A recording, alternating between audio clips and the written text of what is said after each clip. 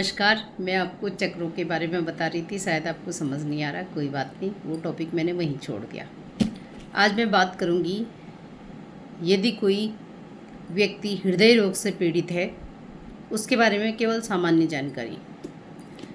अचानक यदि किसी व्यक्ति को हार्ट अटैक आता है तो क्या हम योगाभ्यास द्वारा उसको उस समय कुछ आराम दे सकते हैं? पहले तो जहाँ तक है आप डॉक्टर से कंसल्ट करने का प्रयास कीजिए। दूसरा, आप उसको शवासन में विश्राम करने के लिए कहिए। तीसरा,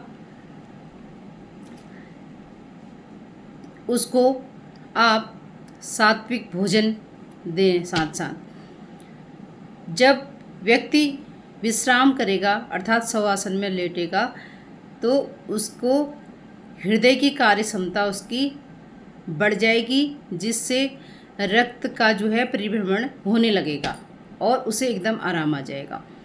साथ ही साथ जो होती है भोजन की गुणवत्ता को अगर आप ठीक कर देंगे तो उसके हृदय रोग में आराम आने लगेगा। भोजन को चबा चबा कर खाने से भी हृदय के रोगों में लाभ मिलेगा। सामान्य एवं गहरे श्वास हृदय रोगी के लिए बहुत लाभकारी हैं। हृदय रोगी को और क्या ध्यान रखना है, उसे श्वास को कभी भी रोकना नहीं है, वो श्वास लेते रहे और छोड़ते रहे। पानी और उचित मात्रा में पिए। सलाद, हरी सब्जियों को उसे बढ़ा देना चाहिए हृदय रोग में। नमक उसे ना के बराबर कर देना चाहिए जब उसे हार्ट की प्रॉब्लम है।